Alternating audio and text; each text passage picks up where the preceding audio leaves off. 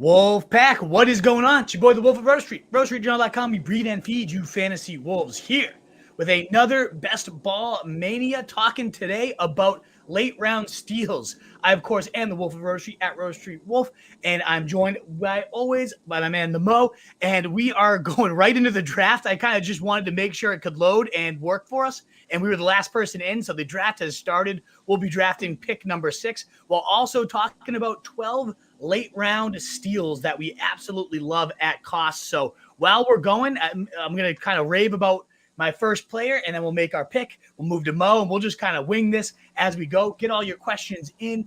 Let's do it. My first late round steal, though, is Will Levis. We're going to start with one quarterback each, and I absolutely love Will Levis at cost. I thought he flashed some absurd arm talent in that Thursday night game, just the way the ball floats off his wrist and the flick of it. I really think he has that cannon arm that we want to see and crave in fantasy football, and he's not afraid to use it. I love it. It was a Scott Barrett tweet about how he's kind of like drunk Jameis Winston in the fact that 8% of his throws were big-time hero throws. They like to call them at Fantasy Points Data. And the other 9% were turnover-worthy throws. So ultimately, I'm not saying Will Levis is this great quarterback, but he loves to sling it. He's got the arm to do it. He flashed the ceiling in that first start with 29 fantasy points, 4 touchdowns on Thursday Night Football. But then we ultimately had him hamstrung by Mike Vrabel's run-obsessed attack.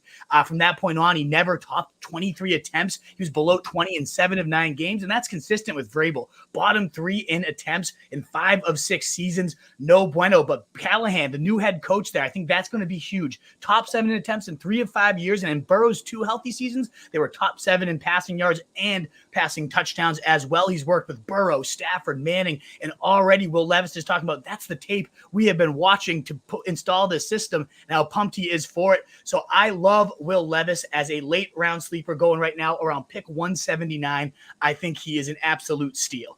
And now it's time for our pick. So we're going to give you Mo's sleeper in just 1 second at the quarterback position. I love going Amon-Ra St. Brown here. Mo, what do you think? Yeah, let's go Amon-Ra, and I'll get right into my late round quarterback. Perfect. Sounds good indeed. So Amon-Ra is on the squad, and here comes Mo with a JJ McCarthy take, which I absolutely love him as a value as well. And I like the Levis take as well. But JJ McCarthy, I think he's set up to succeed right away. And obviously he's got Sam Darnold in his way, but I don't really see Sam Darnold posing much of a threat for much longer than like about a month into the season. Maybe we don't see JJ for 6 weeks, but I expect to see him pretty early on in the season. I don't think anyone's particularly threatened by Sam Darnold. And once JJ is able to see the field, I mean, Kevin O'Connell's system has continually proved to churn out fantasy-relevant quarterbacks no matter the talent level. I mean, we had Josh Dobbs and Nick Mullins both last year becoming fantasy-relevant, and people were all over the Josh Dobbs hype train, calling him the pastronaut and saying he was the next great thing. And, like, obviously, like, it was a little blown out of proportion, but, I mean, it kind of just tells you what a quarterback's capable of doing in that scheme. And speaking of the scheme, I mean, last season, fourth overall in the NFL in terms of raw pass rate, and 6th in the NFL in terms of pass rate over expectation. They're willing to sling the rock, and I don't think that plan is going to change with J.J. McCarthy under center. And then you just get to the weapons. I mean, it's one of the best weapons, the arsenal of weapons that any rookie QB is going to see, maybe other than Caleb Williams, and just in general in the NFL. Jordan Addison, TJ Hawkinson, and you can't forget Justin Jefferson, arguably the best wide receiver in the NFL. So, I mean, it's obviously a fantasy-friendly situation, and I also don't think that defense is going to be solid anyways. I mean, in terms of points allowed last year, average at best, and they historically have not been a great defense under Kevin O'Connell. So just a generally fantasy-friendly environment that J.J. McCarthy is walking into. And I really think J.J. McCarthy was better in college than people give him credit for. I mean, he obviously wasn't leaned on at Michigan to be the focal point of the offense and win Michigan games because they had a dominant defense and one of the better offensive lines in the entire FBS that led to them being able to run the ball down everyone's throat. So they didn't really need to lean on McCarthy, but 80% adjusted completion percentage, second highest in the draft class. 71.2% completion percentage under pressure, highest in the draft class. So he's delivering accurate passes and getting his receiver the ball where it needs to be. He's got high-end arm strength, ran a pro-style offense at Michigan that should help him translate better in the NFL. I mean, and he showed that he could do stuff with his legs. So I'm sold on J.J. McCarthy as a prospect, and given the offensive environment, why not grab him in the late rounds? Perfect mix of play calling, surrounding talent, and ideally he's got the talent himself. Couldn't agree more. We're on the clock. Perfect timing there, wrapping up. Drake London, Devontae Adams. I figured you'd want to choose between those two. Any leaning on either one of them? I like seeing London slip to here and grabbing him a couple picks past ADP. Yeah, me too. I haven't gotten a ton of him just because we were landing him in round 3 or 4 before Kirk Cousins signed and getting our exposure there in the other tournament that has now wrapped up there, the NFL Big Board Draft. So I had kind of avoided him after getting a ton of him early on. But now that we're in Best Ball Mania and this is kind of his spot, when he slips 4 to 5 spots, I'm all about it. I could definitely see, especially with Kirk Cousins looking real healthy in those clips. I'm a big fan of getting some Drake London. We have a lot of Devontae Adams already, so I am fine to make that pivot. Even though I do have Adams a spot or two higher than Drake London in my personal rankings, I do think it makes sense to diversify those portfolios. All righty, Wolfpack, we're now going to move to the running back position. My running back sleeper, number one guy that I want to highlight is Dylan Laube, the rookie out of UNH. And I get it. Oh, UNH, this kid's actually going to make a difference. New Hampshire? Come on. What are we talking about? This kid was the FCS leader in all-purpose yards, both 2022 and 2023, regarded as one of the best pass-catching RBs in this class. And I get it. Again, roll your eyes about UNH. But when he faced the top competition they had all season, Central Michigan, he had an absurd 12 catches, 295 yards, and 2 touchdowns. That is an NCAA record, not for a running back, just in general for most receiving.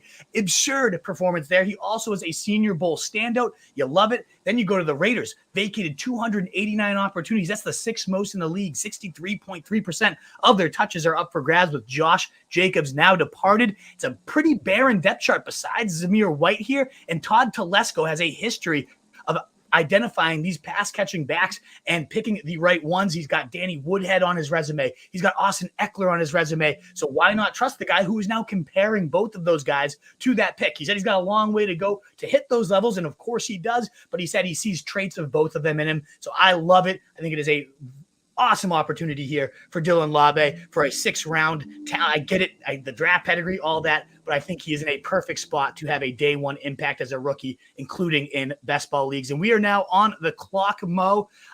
We've got Sam Laporta, Pittman, Derrick Henry, Josh Allen, Devonta Smith, Cooper Kupp as the top available. Any standout? I wouldn't mind going either going receiver or grabbing Allen here. That's typically where I'm going. I'm not getting Laporta much. Okay, so Pittman or Devonta? Pittman? I'm fine with Pittman. Yeah, let's the target hog.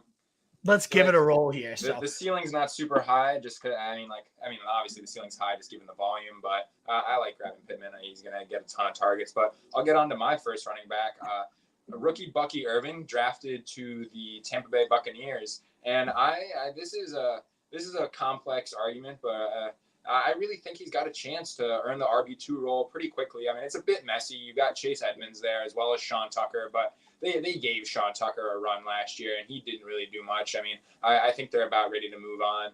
And personally, I'm not entirely sold on Rachaad White. I mean, we saw him produce last year. He was highly productive in fantasy, but he was also given every opportunity imaginable with Dave Canales. And Dave Canales is no longer there, moving on to Carolina, taking over and hopefully giving Jonathan Brooks, a guy that we really like, that Rachaad White role. But he was given every opportunity. 2nd among running backs in touches, trailing only Christian McCaffrey, dominated the receiving work as a running back, and dominated the goal line touches. I mean, he was given it would have been an absolute disappointment if he didn't produce, given the opportunity that he was given. So I don't think he's super talented. I just think he rode a massive workload to fantasy production. So I'm personally not sold on the talent. And Bucky Irving provides a 3-down skill set that I think can get him on the field quickly and get him and allow him to produce when he gets on the field. I mean, he led all of the entire FBS in terms of receptions at Oregon last year. And I don't mind him as a runner, but that pass catching upside is something that you're really looking for in those later rounds. And that is what can lead to really booming fantasy production from a later round guy. So that skill set, I think, can get him on the field early. And this regime has no loyalty to Rachaad White, who I don't know about you, but I've never been the biggest fan of in terms of the talent. Obviously produced last year because of the volume that we talked about, but I think there's a pretty clear path for Bucky Irving to earn the RB2 role and get onto the field this season. Yeah, 336 touches for Rachaad White. They've already talked about wanting to reduce that role, and they got a perfect guy who they continue to hype up, saying Bucky Irving scores touchdowns and does not go down after contact. I think he's a great call. I love him. Just took him in a dynasty draft. We got Jacobs, Etienne, and Pacheco queued up here at running back, plus Trey McBride. Any leaning for any of these guys? Easy Trey McBride for me. All righty, let's do it. It's been a little while since we drafted Trey McBride, so we'll welcome him to the roster. I agree with you, too. Running back values, as we've talked about on the show time and time again, are so plentiful that loading up on that tight end edge, getting 3 receivers early, these are often some of my favorite builds, and I love how we've started out here, Mo. And I like that we're on kind of a timer here with each of our picks in terms of we can only go so long because we have to make our actual fantasy pick here. If you guys are enjoying the conversation and the guys we're giving you, please do consider that thumbs up button. It really does help us get out there and get to more people. Thank you again so much for being here. Please get all your questions on in there. We would be happy to answer them after we wrap up these few talking points. And my running back of choice here is Khalil Herbert for my second favorite late round running back. And this is less about if he's stuck there in Chicago and more so projecting that they've talked about him being available for trade. I don't think it's going to take a lot to move him. And what if he lands up with the Dallas Cowboys? And either way, if he gets moved, you got to imagine the team acquiring him has a role in mind for one of the most efficient backs across the last 3 years. He has been top 15 in Pro Football Focus, his grades in 2 of his last 3 seasons. He has consistently been above DeAndre Swift in that metric. In 8 games that he's played 43% of the snaps, he averaged 14 touches and 77.8 total yards. He's got 13 career games with 11 or more carries. He averages 15.5 fantasy points in those games compared to 3.91 fantasy points in games with 11 or fewer carries. So ultimately, he is in a great spot. If he gets moved to the Cowboys, it would be an absolute steal. But even if not, if worst case is he is stuck here and has to be on the Bears, you got a DeAndre Swift in front of him who's missed 3 or more games in all but last year. So I definitely think there's a path to injury upside. I think there's a path to trading, unlocking an even higher ceiling for him. So I think Khalil Herbert, acquiring him now, because I think you're buying him at his floor, which would be staying. But if he does get moved, ultimately, he'd be in a great spot. We got 15 seconds. There's CJ Stroud, Joe Mixon, Xavier Worthy, Terry McLaurin. I don't mind here. Let's go scary. Let's go scary Terry. Scary Terry. So we've got now 4 receivers here, and that does set up a Jaden Daniels stack, which I would totally love. I know this is a bit hectic, everybody watching, and for you too, Bo. Not what we planned. We like to go through our topic and then draft, but we ended up being the last person in just when I was testing it out. So we're going to keep rolling through, and then ultimately we'll be able to settle down and answer all the questions and whatnot. But you now have your running back pick, Clyde Edwards-Helaire. I need to be sold on this one. I mean, so obviously it's gross, but like at this point in the offseason, why not? I mean, he's literally free, 20th round ADP, not getting even drafted in every draft. I mean, and he's currently set up to be the second running back in this Chiefs offense. I mean, there's obviously a very realistic chance that they sign a veteran pass catcher to come in and play the third down role for the Chiefs, but as of now, he's the RB2. The guy behind him is Demarcus Prince. I mean, is anyone really scared of this guy? Because I'm not. I don't really think, even like how much we dislike CEH in terms of like how he failed in terms of his draft capital and the hype that he had in his rookie season. I mean, I'm not scared of him losing touches to Demarcus Prince, and he offers massive contingent upside currently as the RB2 in this Chiefs offense. I mean, if Pacheco goes down, we saw him go down for a couple games last year. Pacheco goes down, he offers massive upside in this Chiefs offense. And he was relied on for 2 games last year, and he was semi-productive and efficient in both those games. Week 14, he had 13 touches for 68 total yards. Not exactly what you want to see, but, I mean, for a spot start, running back in a managed league, it's not terrible and not what you really want to be seeing in best ball. But week 15, he had 17 touches for 101 total yards and a score. That's getting into your best ball lineup, and as a 20th round pick, I mean, why not? And he's showed the ability to earn targets and be involved in the passing game. And like I said, that's what really provides that upside in terms of a late round pick at running back in these drafts. I mean, 4 targets in both games. He had 25-plus yard receptions in 2 straight games last year when he was relied upon. So he's semi-productive, and with a literally free draft price and at the massive contingent value, if Pacheco goes down for more than a couple weeks, I mean, at this moment in time, the depth chart's looking like that he's going to be the one relied upon. But go ahead. We're probably late into our clock here. We'll make this pick. Kamara or Addison? I'll leave that one to you. All right, we need a running back. I like Kamara here. Nobody added there for the guy that finished, as we talked about, running back 3 in fantasy points per game last year, going middle of the round in a nice zone blocking scheme. I think he's a great value indeed. So we needed a running back. I went him. I do like Addison, but we're already kind of stocked at wide receiver. Alrighty, we are moving now to the wide receiver position, Wolfpack.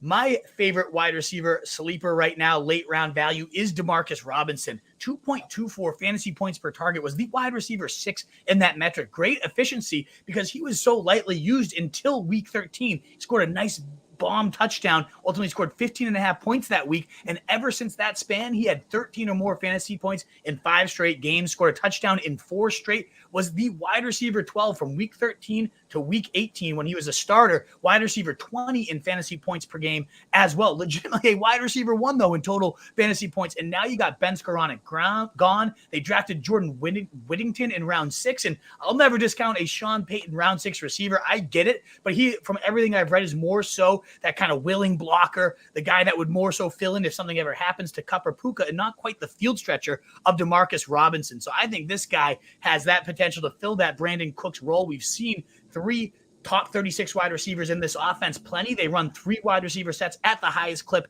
in the league. I love Demarcus Robinson towards the end of drafts. That should be no surprise to anybody that's been watching these streams. My highest owned player so far this year. All righty, we are on the clock again. Ramondre, Kyler. I think Kyler makes some sense to stack up with Trey McBride. That makes it easy for us. Let's stack him up, and then we'll queue up a few guys. I'll get a few guys in the queue. Ramondre, DeAndre Hopkins. We already have a tight end, so maybe Najee, Jonathan Brooks, Jalen Warren. So I'll get these guys in the queue, and then that way I'll kind of let you know when it's here, we're ready to go. But your wide receiver pick, Zay Jones. These last couple picks roll perfectly into the point that I was going to make. I mean, Zay Jones fits perfectly into the rosters that I like to build. I love grabbing a tight end in that elite range, that Dalton Kincaid to George Kittle range. And Trey McBride's one of those guys that I just love to grab. I mean, I think he's going to have a breakout year. And I mean, obviously everyone's kind of on board that train, and we saw it towards the end of the season last year. But and also grabbing Kyler Murray is something I love doing. He's the cheapest proven talent with elite rushing upside. And I know Jaden Daniels is cheaper, but Kyler Murray's a proven talent. We've seen him produce in fantasy before. So Zay Jones just perfectly fits into those picks that I like to make in the early rounds with the rushing upside of Murray and the elite tight end at a relatively fair price, I believe, with Trey McBride going in the fourth round. So he fits perfectly into the rosters that I like to build. And then he's been a target earner when he was in Jacksonville in that wide receiver 2 role. I mean, Christian Kirk went down last season, week 13, pretty early in a game against Cincinnati. And in week 13, Zay Jones earned 8 targets. Week 14, he earned 14 targets. Week 15, 8 targets. Week 18, he missed week 16 and 17. Week 18, 9 targets for Zay Jones. So he's shown the ability to still earn targets as a wide receiver 2. And as of now, I expect him to be higher on the target totem pole than Michael Wilson or Greg Dortch. So in the wide receiver 2 role in an offense that I think is up and coming and I'm looking to invest in, especially with how I like to build my rosters in the early rounds, a free Zay Jones in one of the last 2 rounds of drafts, it just makes sense to me pretty frequently. Absolutely, and perfectly timed because we are on the clock. I like going either of the Steelers running backs. We have Najee and Jalen up for grabs. Dak is there. We just took a QB, so I don't know that we need him, but this is a nice price tag on one of our favorite quarterbacks, and Zach Moss also there. Anybody in that realm intrigue you that I just shouted out? I'm fine with either of the Steelers guys, but lean Warren. You lean Warren. Oh, I just clicked on Najee as soon as you said Steeler with the timing coming down. I think that big body sets himself up for the touchdowns more than that Arthur Smith. Love the Steelers running backs. Great middle round values. Exactly. Indeed. Yeah. And I love your Zay Jones. Yes, absolutely. In terms of my next wide receiver sleeper, I'm going the rookie route because, again, we've talked about identifying that next Tank Dell, that next Puka, and oftentimes it is that rookie that not a lot of people expect a ton from, and then, boom, they have the talent, they get the role, and they just thrive. And I could see that being Javon Baker there in New England. The path to targets is pretty damn clear. Yes, Kendrick Bourne is there, and Demario Douglas, the team's leading receiver at 500 yards last year, is still on the roster. But, man, that is plenty of volume up for grabs. And at minimum, I think we could see Baker take that role over from Kendrick Bourne, by midseason, but maybe by the end of training camp too. He said, certainly not lacking for confidence. I make people in wheelchairs stand up when asked what he's going to bring to the table. And I love that. He now has to back it up. Mayo even called him up. It's all talk till we see it. Let's see you do it, my guy, and we'll find out. But in 2023, he averaged 21.9 yards per catch, second in the FBS. He earned a 99.9 PFF grade on deep targets, hauling in 15 of 30 for 574 yards and 4 touchdowns. 21 of his receptions of 52 went for 20 plus yards, nearly half of them. 80% of his catches went for a TD or a first down. I love that. All the reports so far out of Pat's camp are that he's positive and bouncing around and flying around. So I see eventually this guy taking over 17.5 yards per reception again. This guy is a huge deep threat with a cannon-armed rookie quarterback. They're trying to build that early chemistry. So that reminds me so much of that Tank Dell mold there with the CJ Stroud, Tank Dell kind of building that rapport. I see a lot of similarities there as soon as he can get onto the field. I'm a huge fan of Javon Baker. And now it's our pick. We're timing these up pretty well, Mo, at least, even though it's a little bit hectic. We're doing it well. I have Raheem Mostert, Jamison Williams, Cortland Sutton, and then Jaden Daniels is there if we want to complete that stack or hope he falls back to us. I don't mind going JMO and then hoping Daniels falls back to us, and if not, grabbing Goff later. All righty, perfect. That's exactly what I was going to recommend. I like Mostert, but you guys know how much I love going Jalen right here. There's a nice price tag on Mostert there, though, with only 2 running backs on the roster. Could have considered it. But yeah, I think we can find plenty of later running backs. Gus Edwards, our boy, in the next round or two. Chase Brown might be there.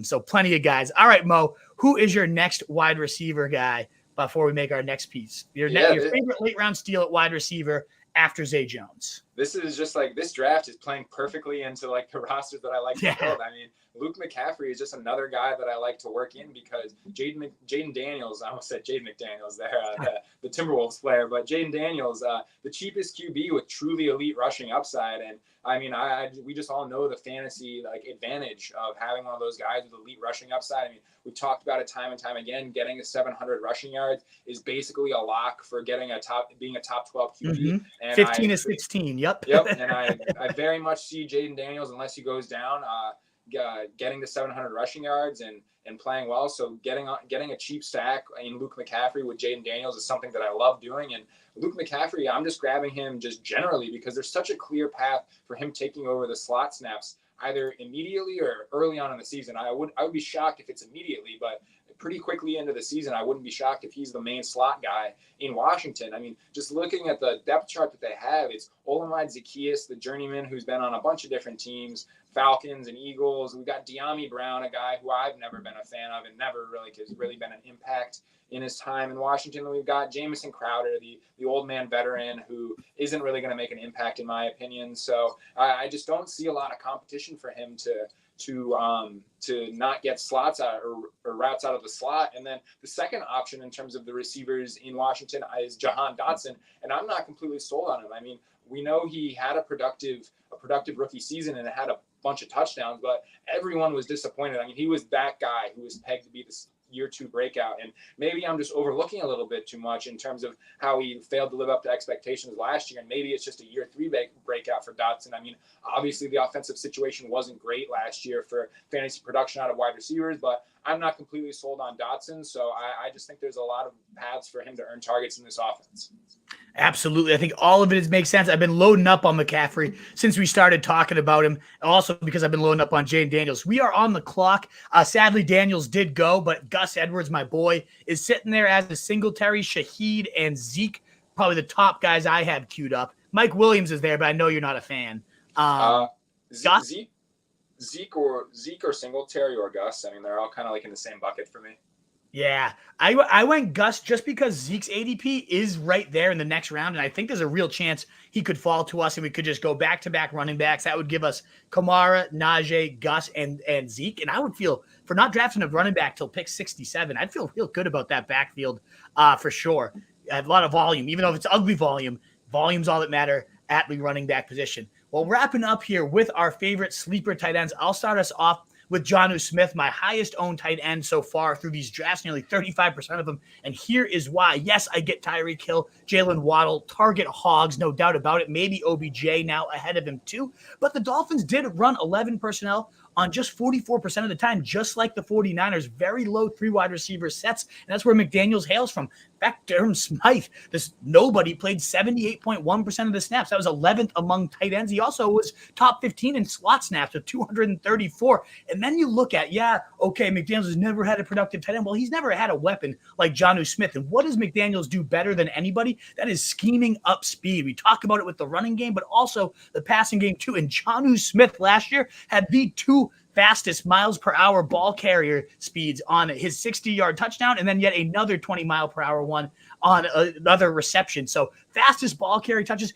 and the 3rd most yards after catch over expected last year, behind only Deebo Samuel and Rashad White last year. Tons of efficiency in the screen game, great speed. Those are things that we know that McDaniels does better than anybody. So I think it's a perfect fit for Jonnu Smith, going at 190 right now. I know it's not going to be a ton of volume. I think he's going to thrive, though, on the volume he gets. And Zeke is sitting there just as predicted. I think we click him. Is that cool with you? After Goff gets ripped out right from under us. I know you saw that. Tears started to form in my eye, but I totally I get it. All righty, Mo, who's your tight end to wrap up our 12 late round steals in these drafts? Yeah, my late tight end is Noah Fant, and I've been on the record saying that I prefer to have my tight ends all cleaned up by the time we reach this part of the draft. But if I had to pick one, I'm going Noah Fant here. I've always been a bit of a fan or a slappy for the athletic tight ends, and we've got Noah Fant, 9.88 RAS, so very athletic coming out of college. I mean, he's been in the NFL 4 or 5 years now, so it's been an extended period of time, and he hasn't really broken out. But in his time in Seattle these last 2 years, and he's kind of dealt with a nasty timeshare with these other tight ends for whatever reason. The previous regime in Seattle under Pete Carroll, they just love to run a timeshare with these tight ends. He shared time with Will Dissly and Colby Parkinson, and that led to only a 52% route rate for Noah Fant in his last 2 years. So not exactly what you want to be seeing in terms of ability to produce in fantasy. I mean, you'd like to see those numbers get up, but Colby Parkinson let go as well as Will Dissly. So it's pretty open for Noah Fant to completely take over this tight end room. And the depth chart now, it's looking pretty gross. It's Pharaoh Brown, who got some run with the Pats last year, but was nothing special. He had probably 15 catches last year. I mean, he really wasn't doing much. He was out there from time to time, but not much. And then you've got A.J. Barner, a 4th-round rookie, who I don't really think is a guy that jumps off the page. So I'm hoping that Noah Fant can absolutely dominate this tight end room and then earn more targets, run more routes. And like I mentioned before, we've got a new offensive regime who probably won't be utilizing a nasty rotation at tight end like we've seen in the past under Pete Carroll. Ben Grubb comes from Washington, University of Washington, the Michael Penix offense last year. He had a tight end with 47 touches last year, which is a really high number for a college tight end. So I expect that Noah Fant's going to get some pretty reliable usage, and hopefully he can just dominate these other guys in the tight end room and just run the vast majority of the routes. And with that athleticism, just when he gets the ball in his hands, just do something with it. I think it's a great take. I'm going to comment on it in a sec because we are on the clock. I like going Kirk Cousins and completing our stack, though. You cool with that? Yeah, that works with me. With Drake London? All righty. Yeah, we missed on Goff, but hey, I'm happy to get Kirk Cousins just around later. And none of the Jalen Wright, my favorite running back in this range, is gone. And there's a few other guys that I have queued up here that we'll talk about in a sec. But I'm fine getting our second QB here, Kirk Cousins. If everything goes well in that Ram-style scheme with Zach Robinson now the play caller, looking fully healthy in these early videos on the offseason. Now you got Kyle Pitts, Drake London. It's not Justin Jefferson, but sure, I'm a big fan of the weapons there. But yeah, losing out on Goff with St. Brown and J-Mo was pretty tough there. I was really hoping that was a shoe-in at 126. Maybe Does we that guy consider even have around Laporta? earlier. What's that? Does that guy have Laporta? Let me see who sniped us on him. I don't think so, though. I'm pretty sure he doesn't because it's a team 4. No weapons at all. He didn't have a quarterback. Naked Goff, yeah. I mean, we've done something similar with that before where it's like no quarterbacks are really safe in this range. But Goff, you have a nice floor. So I get it. I don't like it, obviously, because I was really hoping for him. But no, yeah. I completely unstacked Goff there. So that's too bad. But hey, what can you do?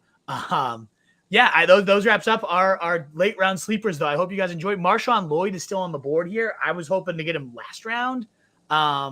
I'm down to go him right now, right? I'm a very big fan of Lloyd. Yeah. Yeah, if it's not, if I don't get right, I definitely want Lloyd, and we get Lloyd, 5 picks after ADP, so I'm good with that. 5th running back, so we might need one more at most, but not needing to force one now because I really like the stable we've got for sure. Are you getting on board with the Josh Jacobs hate that's been going around this last 10 days or so? Yeah, we've talked about it a couple of times. I was like, efficiency metrics were pretty much the same as Zeke Elliott, who's just getting run through the coals. Our running back 4 here. I don't buy it completely because again, like fantasy value at the running back position is so much less about efficiency. Of course, it helps and it doesn't hurt when you're Javon Achan and you're ripping off 70-yard touchdowns like they're nothing. That definitely doesn't hurt. But ultimately, it is a volume-driven game at the running back position, especially, and volume in an ascending Packers offense that by the end of last year was averaging top 5 points per game, and it seemed like Jordan Love was only getting better by the week. I'll take the future back in that offense for sure. Now, if I can get Marshawn Lloyd in 150 because maybe Jacobs just sucks and is not good at all, and they ultimately want to go with the more exciting back, the guy they've compared to Aaron Jones on a couple occasions now. I mean, I'm surely down to get a piece of that backfield, and I'd much rather I have gotten pretty much no Jacobs because where he's going, I still want my wide receivers, and I love getting Marshawn Lloyd at this price tag. But am I buying in all this hate? Not really, just because again, so volume driven, and volume in a good offense is just that much better. So I'm not out on Jacobs at all. Are you like completely fading the guy now? I'm not completely fading him. Like you said, I mean, it's hard to full fade a guy who's in an up and coming offense, but the red flags are becoming redder and redder every day. I was a fan of Lloyd coming into the draft, and I mean, he obviously had his concerns. I mean, the volume was low. He wasn't like by any means a guy who was relied upon in terms of the USC offense. He just wasn't like a bell cow by any means, but I think he's an explosive guy who can do this a lot with the ball in his hands. But we're about to be on the clock here, so who do you lean towards here? I don't mind a little Jermaine Burton here. No, I love Jermaine Burton here. He's one of the guys I have queued up. I have him and Roman Wilson queued up, and I really like them both. Would you prefer Burton? Sure. I think we've gotten Wilson a couple of times, and he goes anyways. So he goes anyways. So yeah. It works out for us. We'll go Jermaine Burton. I think it's a great pick there. Do you think the Kamani Vidal stuff is getting out of hand? I mean, we're seeing him in the 14th round now here. I mean, yes and no. Just because it's a 6th-round pick, is he really going to be that great? I don't know. He was beaten with the Chargers throughout the pre-draft process. There's a lot of talk that he was going to go there. I kind of started sneaking him in those big board drafts with the hope that he would land there. It is not like we drafted Gus Edwards, and I think Gus Edwards is going to be a great source of touchdowns. But if Gus is all you got to overcome, we're talking about J.K. Dobbins, who's never stayed healthy and now has to take on an Achilles tear. I get he's comparing it to a sprained ankle, but I mean, that is not a sprained ankle by any means. We've never seen running backs. Donta Foreman 2.5 years later is the best case scenario that we've seen from an Achilles tear. So I'll believe it when I see it, in all honesty, in terms of that recovery. And so I get it because I do like Vidal, the player out of Troy, a 3-down skill set, built low to the ground, a lot of MJD, Maurice Jones-Drew comparisons, who I will always have a love affair with in my fantasy heart because he was on my first team and just had 16 touchdowns as a free agent pickup. You can't beat guys like that. So could I see Vidal doing something like that? Maybe. It's a run-heavy offense that's beefed up their line and should still be able to keep defenses honest. So I think it's a little out of crazy at 160. It feels crazy, but the ceiling outcome at pick 160, I get. Now, I'm not landing a lot of them because I like the ceiling outcomes of these wide receivers. I think they're more realistic, but if there is a chance Kamani gets a 3-down role in that offense, he could be a beast. So if Definitely. I don't Gus, I guess I've gotten so much Gus, I don't get much Vidal. I don't like to have them both, but I don't know. It's a little aggressive. You remember when we were doing our big board drafts, we were talking about how I'm gonna have Vidal on every team, and then ultimately I have him on one so far. So I don't know. What's your take on him? I'm starting to be. I'm just pivoting. There's other rookie running backs that I'm interested in to the same degree that I am Vidal, and he's just like the guy who's getting pushed up so much farther. There's a couple of other guys that I think are in comparable situations, not offensive situations, but in situations in terms of like their path to touches and work that are still going in the 16th to 18th round range. Like you've got Bucky, Irving, you've got Tyrone Tracy, who are some other, and there goes Luke McCaffrey, who I was gonna suggest for our pick. So who else you got queued up here? We got your guy, Bucky Irving. We got Tyler Conklin, Jonnu Smith, who I hope could make it back to us. Javon Baker, my guy, is still sitting there. So Irving, Conklin, Jonnu, or Baker? What do you think? I'm fine with Baker just hammering the receiver upside. I think we're going to have to get some upside receivers here. Yeah, I mean, we got St. Brown, London, Pittman, McLaurin. I love those four. And then it's nice to kind of load up on a few more after that, too. But I do love our core receivers. And now that gives us 7. So typically like to have 8. If we only ended up with 7 though, with this type of cast, I would feel more than okay with it moving forward. So if Irving makes his way back, I really think we should lock up our next tight end. Whether it's Conklin or Jonnu, because your Fant takes solid, and there's a lot of studies out there that only athleticism matters at tight end, especially for like hitting a ceiling at tight end. And so I get that, and I still think there is some untapped ceiling to Noah Fant. But yeah, I don't want to be stuck with that necessarily. I'd much prefer getting a Conklin or a Jonnu. So we shall see how it goes. But we do have some, as always, Krana, my man, is here. We missed you on our last stream because I was like, there's no questions in the mailbag. Jaws also in the house as well. Great to see you, Jaws. So why don't we hit a couple of these questions real quick, and then we'll get to our pick. So he traded Pacheco last year. Loves the kid. Runs so violent. So it seems like there could be injury concerns, maybe. But he's so low to the ground too. He's only missed like 1 or 2 games top so far across a full season. So I'm not overly concerned yet. Everybody, especially the running back position, has injury concerns. So I'm not going to worry too much about it. You're probably just kind of justifying your trade, and your trade's not bad. Pacheco in your first rounder for CD before he went bonkers. I mean, I'd take CD. Sure. It might have pushed it over the edge for you as well. I think that's a fine trade. Maybe a late first in Pacheco. It's a hefty price, but CD's like top 2, I think you're saying that trade already happened. That's when you traded Pacheco last year? Gotcha. Yeah. And I think that's okay. Yeah. Like I think you're fine with that. CD probably pushed you over the edge for your title. I hope he did. Mean, yeah. As long as you made it there, you should have been winning your titles with CD on your in week 17. And you had a 98-yard touchdown. Seriously. So. Alrighty. We're about to be on the clock again. So Krana will cue you up in just a second. We are 1 pick away.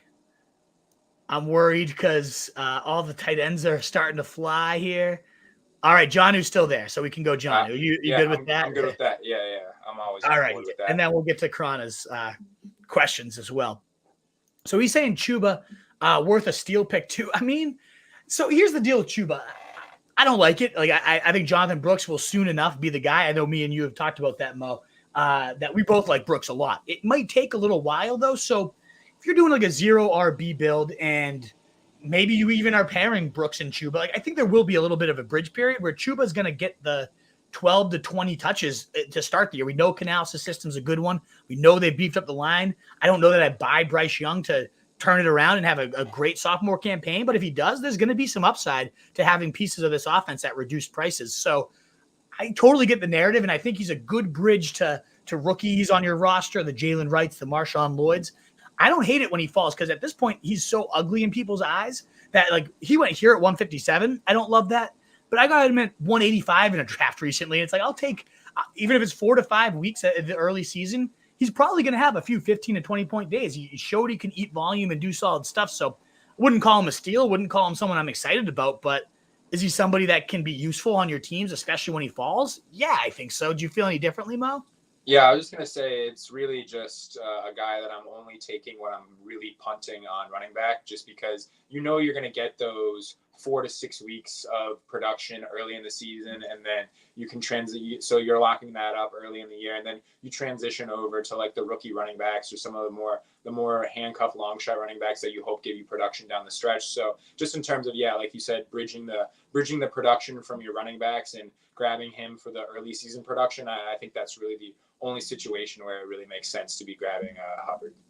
All right. Yeah. So we're pretty aligned there. I see your Kendre Miller comment, Chrono. We'll address that in a sec. We are about to be on the clock. And there's not a whole lot out here at this point. JJ's out there, your favorite QB, but we don't really need a QB. Yeah. I don't want naked JJ either. No, it wouldn't make sense necessarily with what we're doing. I think is Zay Jones already gone too. He might be. I mean, Jalen told. Yeah, Yeah, he went in the last round. Yeah, Zay and DJ Chark, two of my favorites, are off the board. Keaton Mitchell's hanging around, but I don't know that I love that. I'd like Jalen Tolbert, even though we don't have Dak here. He's one of my favorite later picks. We could go my boy Dylan Laube is still there. Maybe we go Dylan Laube and then figure it out. Sure. Yeah. I mean, I can't see the queue, so I'm deferring to you. Oh, I got it. Yeah. With these I'll really go back to the queue here, and we can queue up some names that Mo likes here. We're talking about late round guys we like, and a lot of them are fortunately are already gone. So Wandale, Keaton are at the top. Chig, I don't know that we need a second or a third tight end right now. With this team, we have a 2-6-7-2 build, which I think we probably add one more receiver here. But Demarcus Robinson, long gone. I mean, it's getting pretty barren. If we're going for receiver, Tolbert's the one that catches my eyes the most. This is also a range. I didn't mention him on my late round sleepers. I don't mind going Justin Fields when he falls to these last rounds. He went 189, as you guys can see up there in our draft today. I like tossing him in there because I don't believe in Russell Wilson at all. I wouldn't be shocked if Justin Fields takes that job over by the end of training camp, and then he's going 8 rounds. You know, in terms of who could gain the most value from now to the beginning of the season, if he's the starting quarterback for the Steelers, I don't think there's any player that has the ability to jump like 60 spots like he does right now. And I think he's going to be making some starts either way. He's already gone, so it doesn't really matter for us as we hype him up here. But ultimately, he's the type of guy that I could see gaining a ton of value between now and regular drafts. So that's what you're trying to go for in these drafts. That's like the edge of drafting early is, can you nab these people that end up going a bunch of rounds earlier? For me, it was Tank Dell last year. He started to go 4 or 5 rounds before once he started to flash in the preseason. In terms of, so I'm looking at Tolbert and Bourne at receiver. I don't know, Mo. Is there any names you want me to queue up? I can get behind either Tolbert or McMillan. Tolbert or McMillan? Those are the names I can get behind, yeah. Yeah, I don't hate – well, we already have 6 running backs, so I don't think we need another one. I don't mind Brendan Rice. Yeah, it's pretty bad. I like Jalen Tolbert a lot, actually. Let's go for it, yeah. I know typically it's on Dak builds that I'm snagging him in the last rounds, but right now the clear wide receiver 3 in this offense, in an offense that was number 1 in points, pass attempts, passing touchdowns. We talked about this on last week's show, a gaping opportunity for the entire passing game. And I was reading an article about Tolbert this weekend, and it was all about how he's like working out. He's like living at Brandon Cooks' house right now, working out every day with Cooks in terms of like how to be a right professional. What's the routine? What's the savvy way to get in and out of your breaks? And Cooks was like, I wouldn't be shocked if this guy outproduces me by a lot this year, given how physically gifted he is and how hard he's working this offseason. So it's all offseason puff. I understand that, but last round stab at a potential meaningful piece, and God forbid there's an injury in the Cowboys passing game, Tolbert could be an absolute animal. So he's one of my favorite last round picks at receiver right now. He would have been, if we could add a third receiver for our 12 round steals, you know, he would have been a guy I would have added. I guess that was the theme of the show today. So, you know, I like DJ Chark late. Who are some other guys that went late in this draft that you're a fan of, Mo? I'll be remiss if I don't mention Ryan Flournoy in Dallas coming for the Michael Gallup role. But I don't think I've seen him actually drafted in a single one of these drafts. No. This year. I mean, I don't think I wonder if anyone is actually drafting that guy. But my honorable mention, like you brought up earlier, was going to be Justin Fields. And I've kind of made the case on the show before, but I see the Steelers as a mediocre team at best. And I don't really think that, like, maybe they push for a playoff spot, and that's always kind of really hard to predict in the AFC North in particular, just because all 4 of those rosters could be playoff competitors. So we'll see how the season shakes out, but I really don't think that they're going to be better than mediocre. So down the stretch, like, why not see what you have in Justin Fields, because he sets up to be like the more potential franchise guy. Like, you're not going to put like all your eggs in the basket of Russell Wilson. Like, if you're going to roll with one guy in the long term, it's going to be Justin Fields. So if you're looking to get that late season production, especially like if you can sneak a team into the playoff, like the best ball final with Justin Fields on your roster, I mean, we all know what kind of upside he offers. So if he's running for the Steelers late in the season and he's getting drafted in just about every draft now, or in basically every draft now. But there were some drafts earlier in where he wasn't really going just because nobody really knew what to make of the situation in Pittsburgh. But I mean, there's a very clear path for him to offer ridiculous upside in down the stratch late in the season. Absolutely. Yeah, you made the exact case I've been thinking of it, especially if he makes that finals. Oh, exactly. Everything going okay?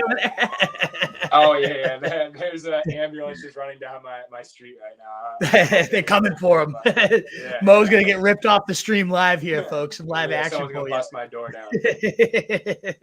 He's been stealing too many picks in best ball.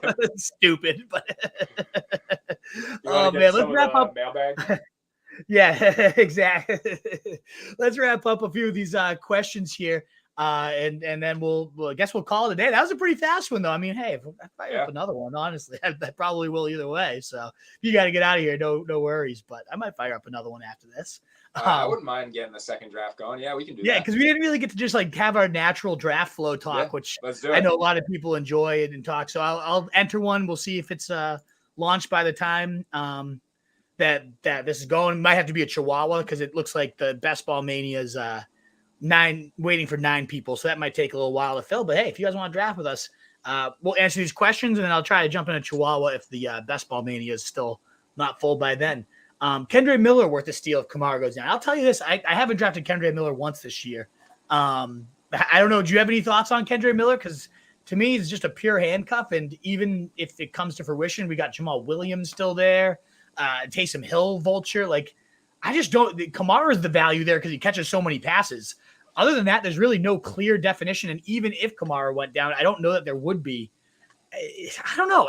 Do you believe in Kendre Miller? I've got nothing. He does nothing for me. It's hard to say because he just really wasn't on the field last year. I mean, he wasn't really utilized or relied upon when he was healthy. And then he missed, I think he played 8 games last year. So he missed like more than half the season last year. So we don't really know what we're getting out of him. He was utilized to a degree, 13 carries and 1 reception. So 14 touches in week 18. We got 79 total yards and a touchdown out of that. I mean, so you can say what you want. I mean, he was a guy that a lot of people were excited about in terms of his profile as a prospect. So people were grabbing him. He was kind of like one of those rookies who was getting some hype, especially because of the Alvin Kamara suspension last year. So people thought he might get some run early in the season and then like get to a point where his role was like proven enough that he was going to maintain a role when Alvin Kamara came back, but that really didn't happen. So I don't mind grabbing him just because like I was personally interested in him last season as a rookie, but I think he really only provides contingent value like behind Kamara, and we know what Kamara provides in the passing game, so he's not really going to be coming off of the field for those snaps. He's going to be the primary pass catcher. So I mean, you're basically only getting, hopefully, like with Kamara on the field, you're hopefully getting a handful of rushes a game and no utilization as a pass catcher and probably not any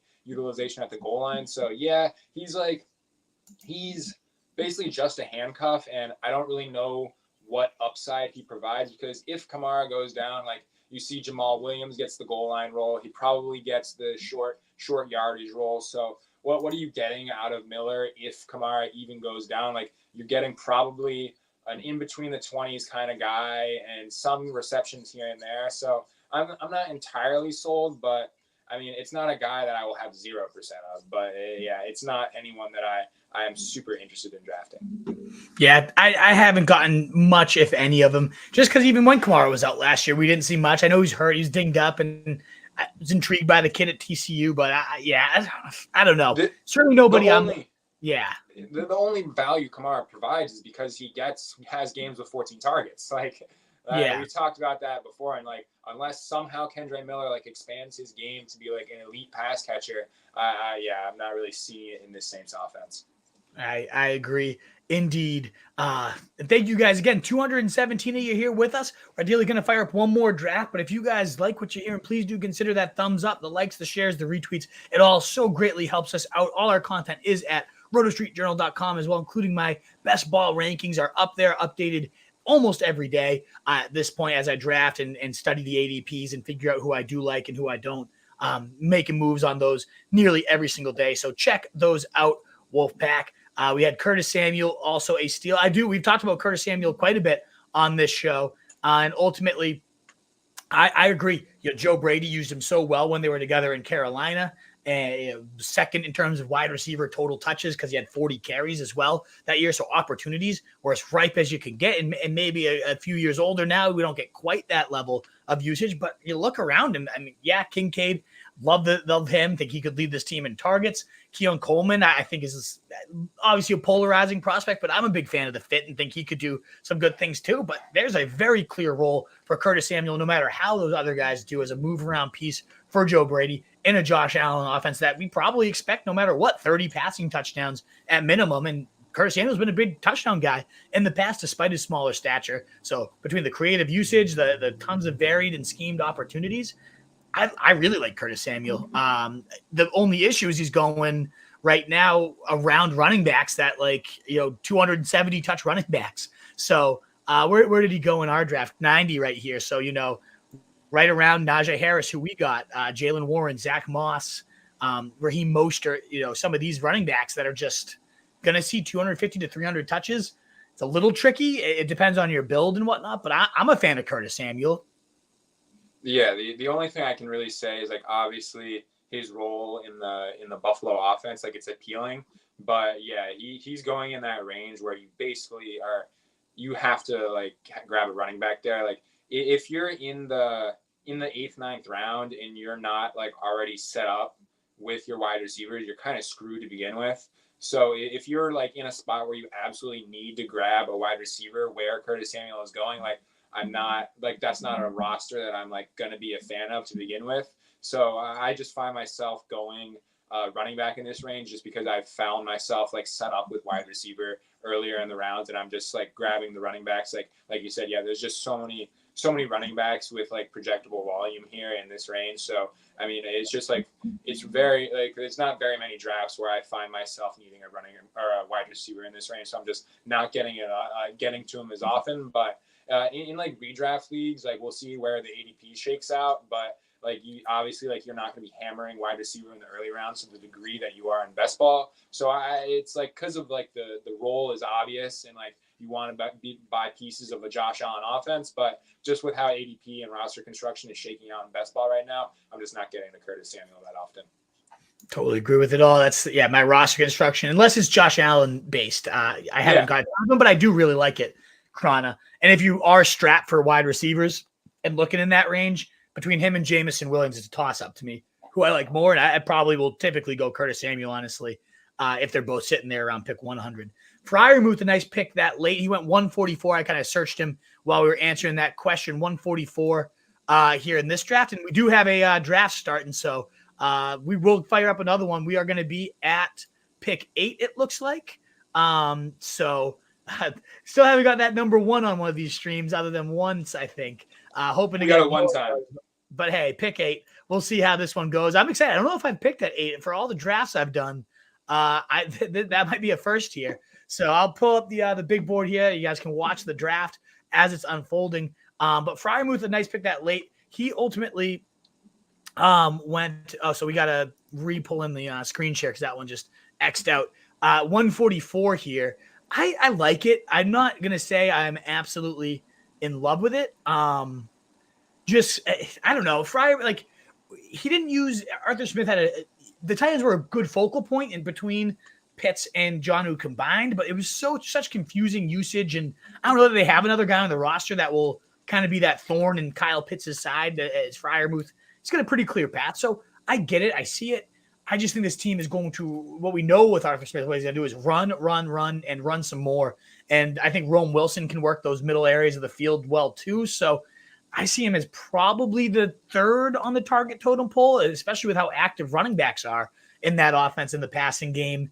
And we saw some good spikes from Fry, but he's dealt with some nagging little hammies and things in the past. I don't know. At 144, you're not going to get much argument from me. I think he's fine at tight end 16 where he's ranked. Totally fine getting him when he's there. We took him one draft. He felt 155. All right, yeah, Fry, sure here. But it's not somebody I'm actively going out of my way for right now. Do you feel any differently, Mo? Me neither. Yeah, I mean, if you saying that there's not much competition there. I mean, I think Arthur Smith's going to make you get to know Connor Hayward pretty quickly in this something, 2024 right. season. So he's going to find someone. But yeah, I mean, like we've been saying throughout the offseason, just expecting a really high rushing rate from this offense. And I mean, like, you want to get a little bit of George Pickens. He's more expensive than I'd like, but you want to have him just because you know what the spike week potential is with Pickens, especially now as like the bona fide top target owner there. Yeah. So we'll see, but yeah, definitely not someone that like I'm super overjoyed to get. Yeah, grab him when he's slipping because like obviously he's going to be the top option at tight end, but we know what Arthur Smith likes to do with his tight ends, so it's not particularly appealing just in terms of the scheme. And like I think Freiermuth is like a quality NFL tight end, but he's not like a difference maker by any means. So just like the combination of like him as a talent and what I expect to get out of Arthur Smith, yeah, it's not anything that I really want to be targeting. Yeah, and Jaws does have a good follow-up question. We just mentioned Pickens and has a great question about Pickens and his dynasty value, which I would like to answer in just a second. But it is our pick here, and I'm guessing so I got to refresh the thing. It kind of just shut down on me. It looks like Bijan is probably going to be the top available for us. Yep. Any issue going Bijan here or? Nope, let's go Bijan and hammer wide receivers for the next couple of rounds. Yeah, exactly. We had a couple builds like that earlier this offseason. Yeah, so it's going to time us out on Bijan there as I was trying to get our bearings, but I don't mind that at all. Bijan at 8. We in the big board draft had a hero RB build with Bijan that I loved. So I'm hoping for another similar one here. And we will get all right, I got the Q option here. I'll pull open this draft. All righty. So yeah, but you were also asking about George Pickens and his dynasty value, Jaws. I don't know if you're a Steeler fan over there, but I actually I know you said you don't love George Pickens yourself, Mo. I actually sneaky do this year. I do think this is a situation like I like Rome and Freiermuth, but I could see 150 to 160 targets going to Pickens. Just a huge big play threat, a red zone guy. Dangerous after the catch. I think the best is yet to come for him. And I don't have the exact like splits off the top of my head, but I do know in the games where Deontay was out and Pickens just kind of became the de facto number one, he was averaging wide receiver like 9 or 10 in terms of fantasy points per game. And should he take that game to another level? You think about Russ for all his faults, what he still does well is those moon balls. We saw it time and time again to Marvin Mims last year. The few times he was on the field, we'd see these beautiful deep ball strikes. So I'm kind of excited in that DK Metcalf, but with less target competition, like for Russ. I've been trying to get a decent amount of Pickens when I'm at there's no way he's going to fall to us in round 5. But in round 5, when he's there at the top, like round 1 or so, I'm a huge fan. So yeah, I'm a big fan. Marvin Harrison sitting there for us, as is Brandon Ayuk and Chris Olave. I feel like it's got to be Marv, right? Either Marv or Olave is the pick for me. Yeah. Did you prefer one or the other? I'm Let's happy go to Marv. I don't think it's not easy to build a Marv Bijan team. No, you don't get that often. I think it's pretty rare. Like you'll often see Bijan, Ayuk, Bijan, Olave. You don't get Marv falling this far. No. So whether he pans out or not, to me, 160 targets from Kyler Murray, I'm all aboard. So yeah, I love Marv there. I think you were a little ambitious in terms of the targets that you expect for George Pickens there. I mean, has a receiver in an Arthur Smith offense ever gotten to 160 targets? I hear you. In the Arthur Smith offense, it's not pretty. I don't even know if that's ever happened. I mean, like I said, like you want him in best ball just because of like you said, the moon ball from Russ and like his ability to make contested catches and grab the deep ball. Like you have to have him in some of your rosters, but yeah, he's gonna be really frustrated in managed leagues, in my opinion. And I obviously there's a chance that he can like make the jump to be a more well-rounded receiver, but from what I've seen and I'm just not sold on him being like much more like obviously like they'll use him like in more situations and use him in different ways than just a deep ball guy now that Deontay's gone, but I just don't know how effective he is in other than just being like a deep threat. We'll see. I know his route tree has been pretty limited to those moon balls, those deep.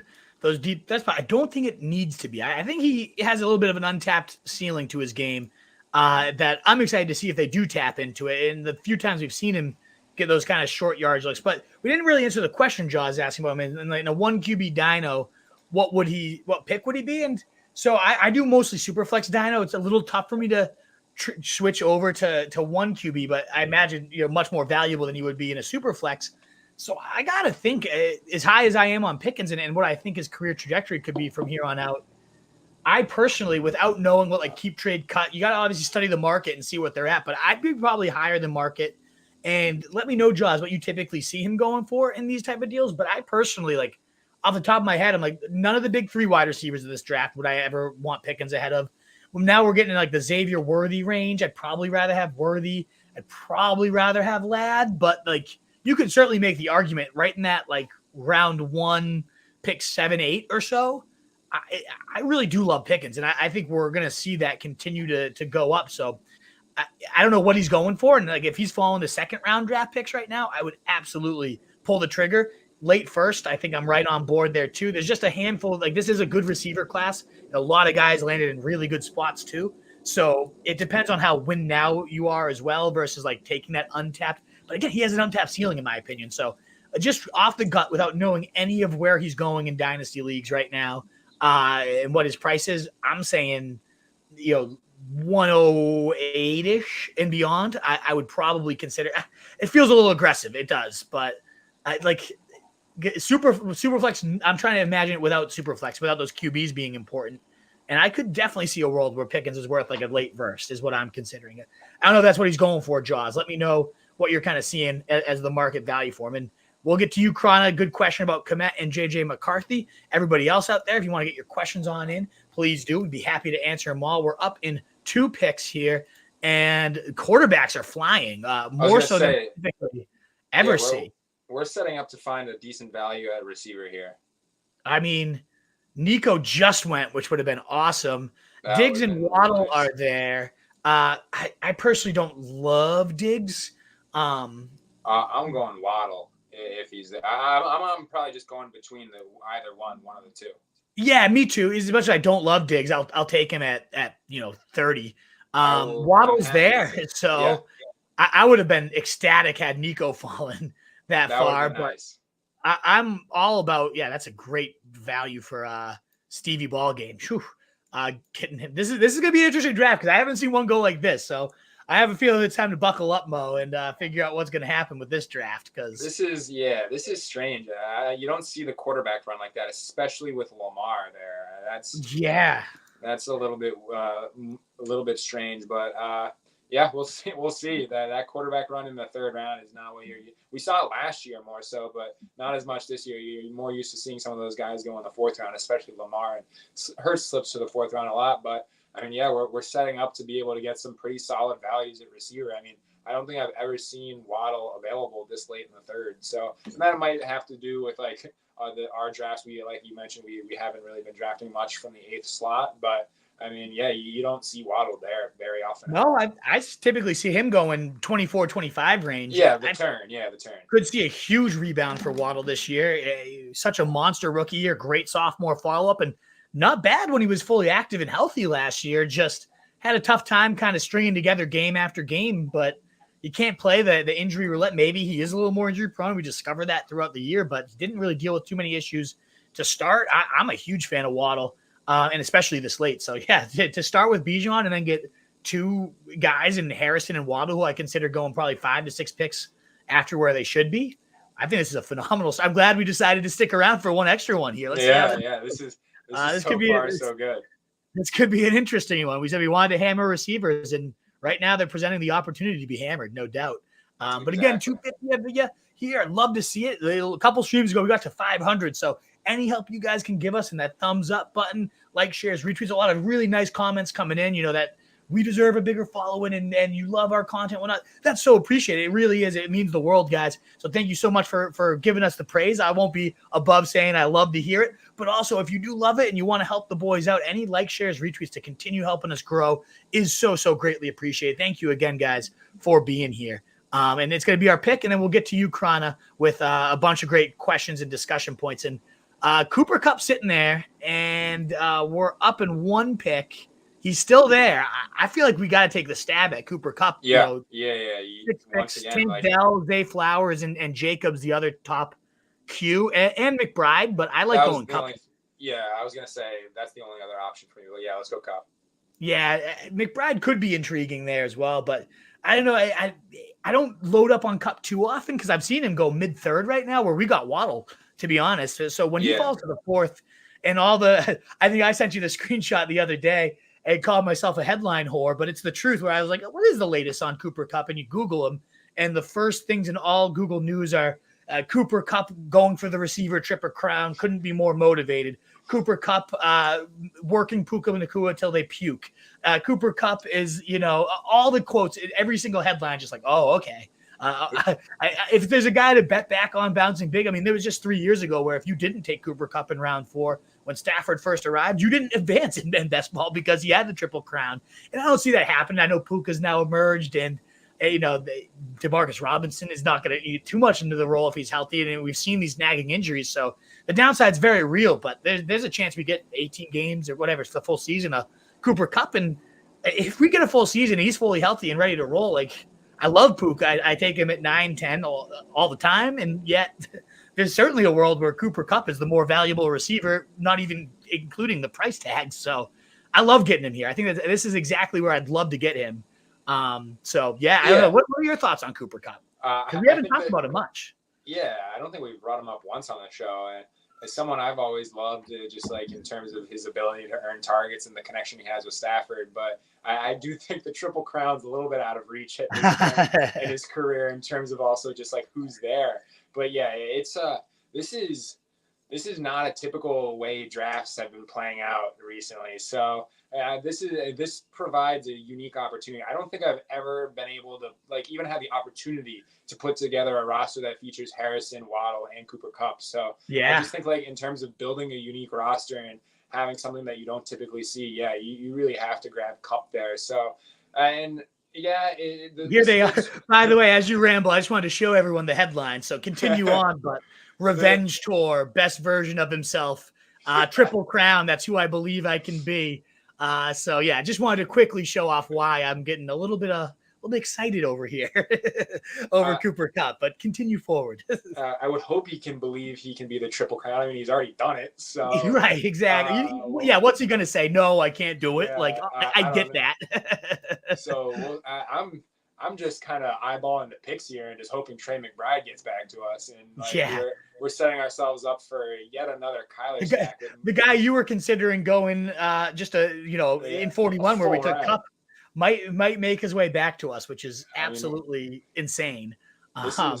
This is interesting. Yeah, this is a unique draft room. I don't think quarterbacks and running backs are going like crazy. Yeah, these 3 QBs, Rashad White this early.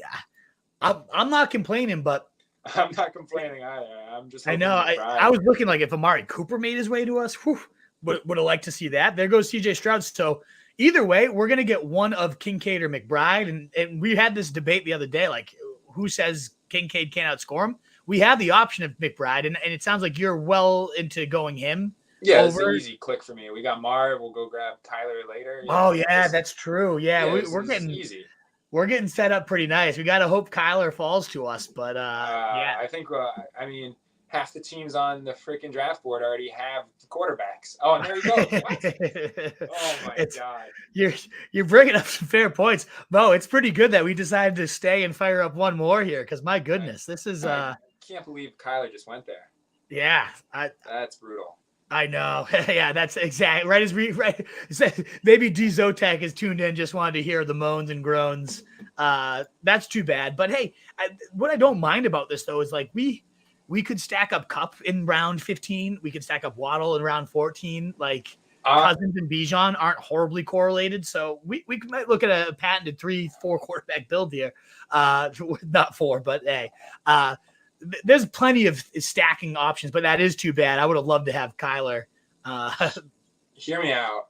Call me crazy if I'm getting too insane here. I'm not doing any Dolphin stacks. I'm fully buying into the lack of production down the stretch from Tua.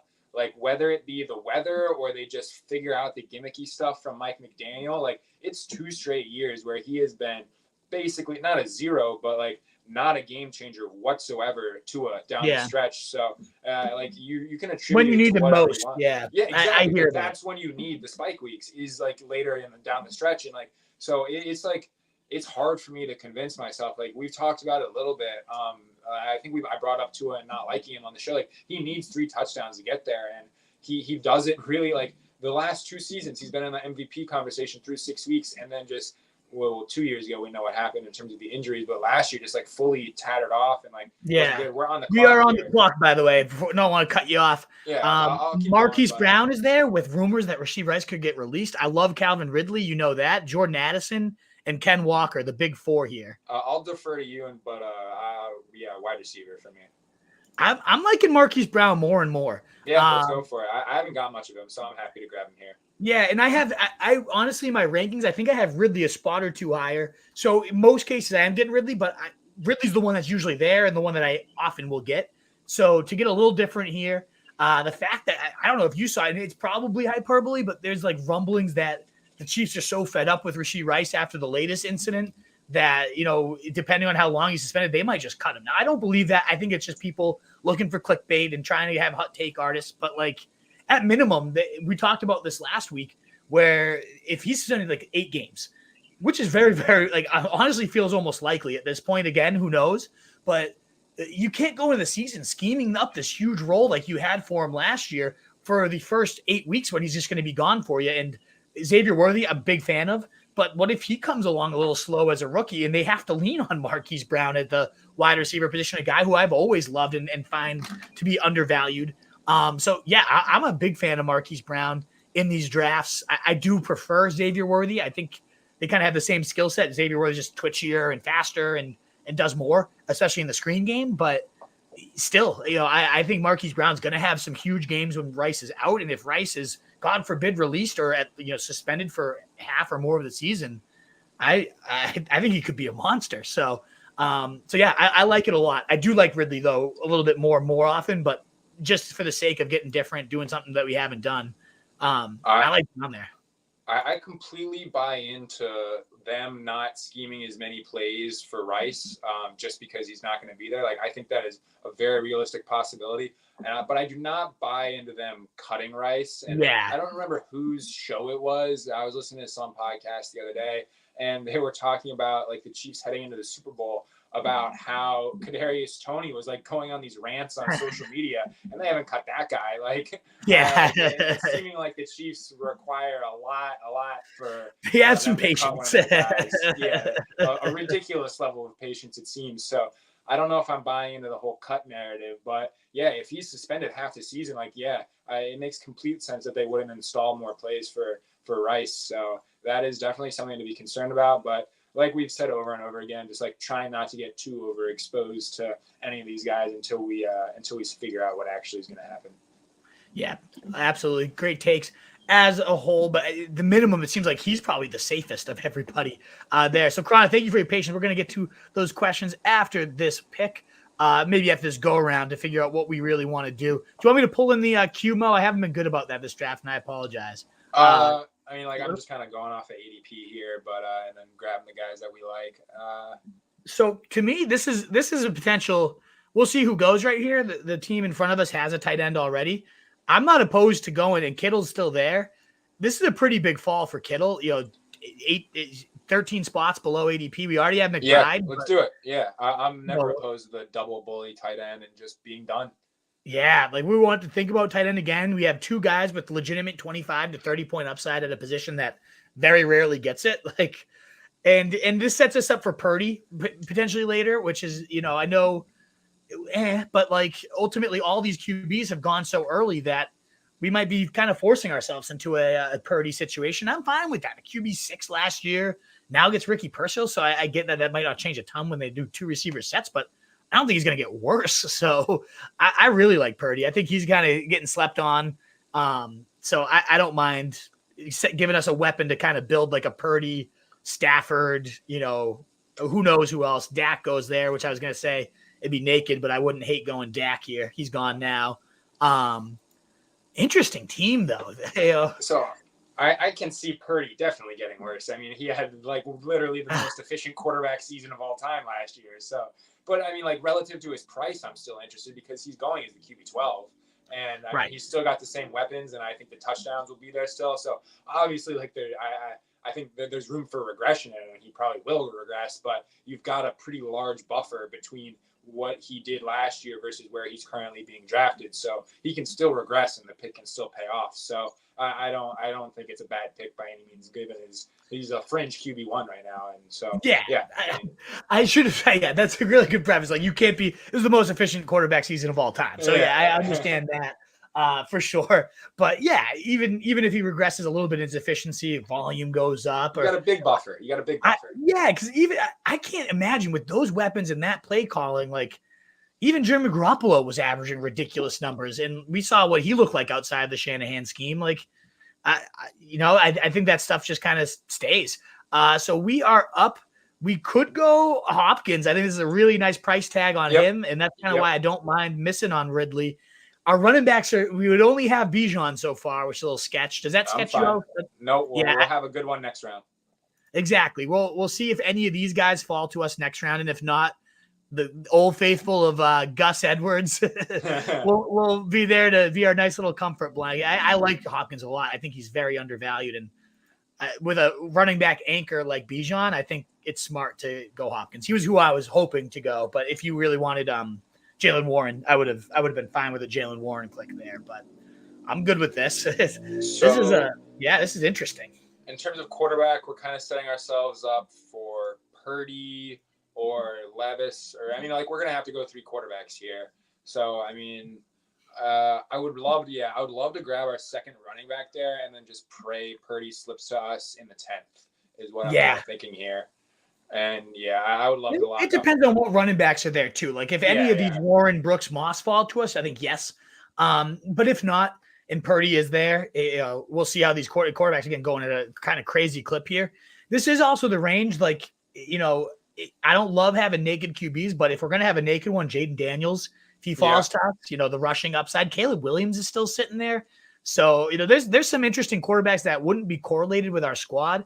And I do think we are looking at a 3 QB build, especially now, like you said, we could stack up Levis, my favorite late guy with D-Hop. But if we did like a Purdy, Jaden Daniels, or a Purdy, and then Goff felt, like, I don't feel like we'd have to go to, or 3 quarterbacks rather, depending on where our next one comes from. But I typically would like to, yes. I'm comfortable 2 quarterback with Daniels. I would love to get a 3rd quarterback going if there's Goff. But I mean, we'll see what the running backs are available here and make that call. But I was hoping it's looking like the guys that we like are getting snatched up one by one. So we'll see who's there, and we'll probably have to make an audible. But I think we're more than likely setting up for a 3 QB build. But there's definitely paths to 2, but I'm just trying to anticipate. Like, this is the range, like, where we're starting to take our first quarterback that I don't like to take them naked, but I mean, you can make the case either way. So yeah, we'll see. Right now, the fingers crossed, they are starting to dip to us. We have 5 picks and 3 quarterbacks I'd really like to be our number 1. So we'll see.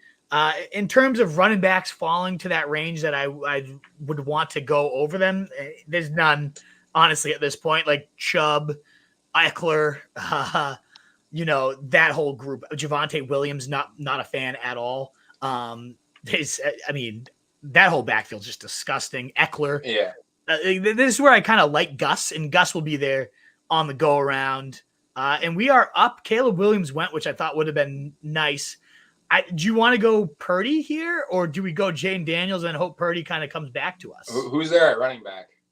No, Nick Chubb and Edwards are the top 2, and Benson's there. But like, let's go Purdy or Daniels. I'll leave it up to you. All right, we'll go Purdy for safety. A naked Daniels doesn't do a ton for us. Yeah. I think Terry McLaurin's still sitting on the last place team or the last pick that does not have a QB.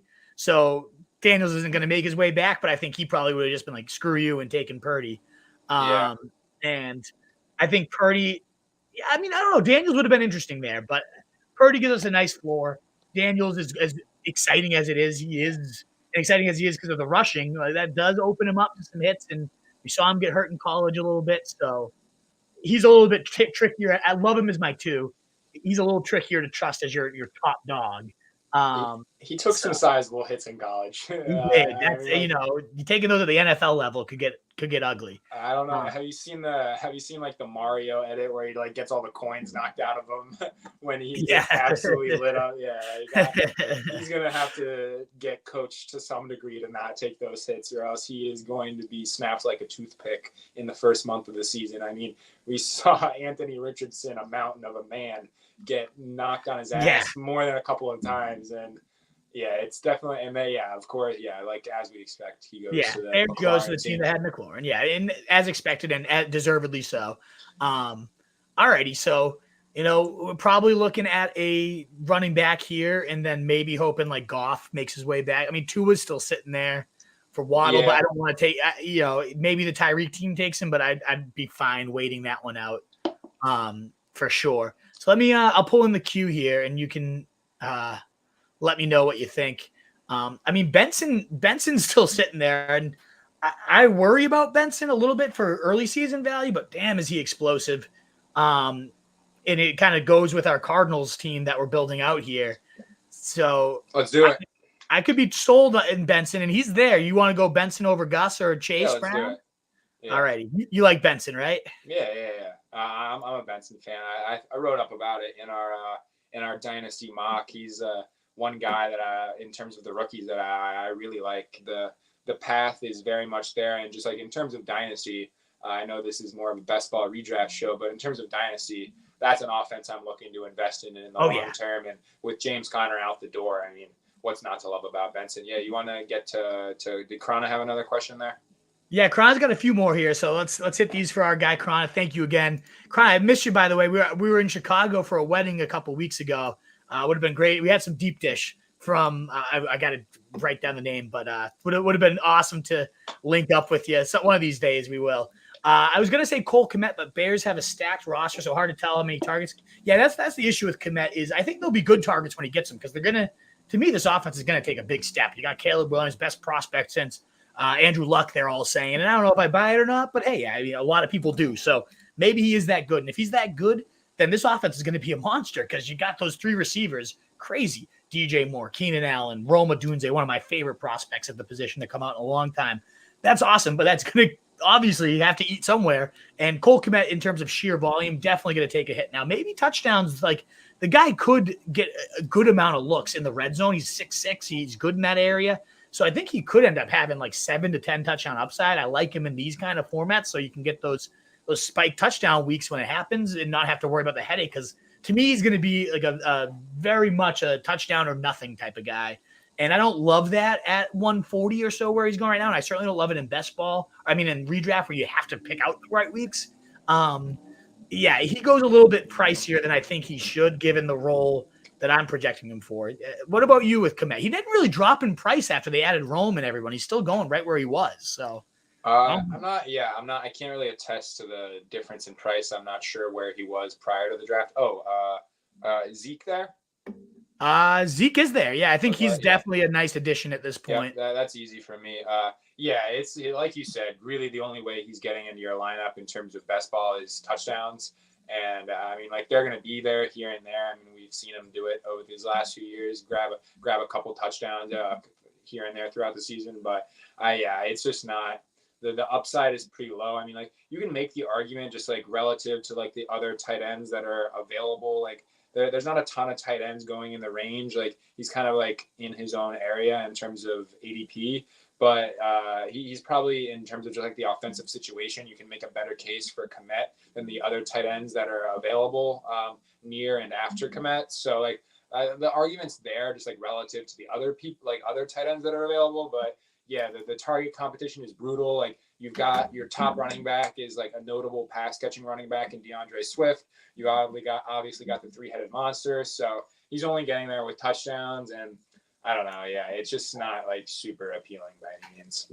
Yeah, I would agree with everything you argue there. And to me, it's like, I guess relative to who's going at his price there, but I think he offers the same value as like Conklin, who's going 40 picks later. So I'll just if I've waited that long at tight end, or if I'm like looking for my tight end too, I don't typically want. I'd rather have Hunter Henry at 166 than Cole Kmet at 130. Yeah. That type of situation. Before Is we McCarthy? get into Yeah. this, Did you want Stafford next pick? Yeah, we could definitely look at that. A bunch of quarterbacks. Tua was in the queue. He fell to us like 15 spots below ADP. But again, I know you're not a fan. I'm not a huge fan. Cousins was the other guy I was thinking. What do you think about that case that I made earlier for Tua? Like, is there like any validity to that? Like, are you buying like this guy just can't produce down the stretch? And that's what we need in best ball, like production down the stretch. It's happened twice in a row, so it's hard not to at least see some of it. We've also seen him have 40-point days, so it's like if that did come at the right time, damn, like that, But I don't know. I'm certainly not mad because I think we needed a safe running back too, and to me, Zeke definitely is that. I do like going Stafford here. I don't know. Grab Robinson later. The team that has Puka, we are one pick ahead of though. And I don't know that anybody in front of us is going to look at Stafford. Like, I don't know. We could complete the stack, but I do really like Jalen Wright here or Marshawn Lloyd. Yeah, and let's go Wright then. We can grab Wright. Alrighty, I'm going to go Wright. We can hope that Stafford falls. If he doesn't, we're going to be getting Levis later anyways. Yeah.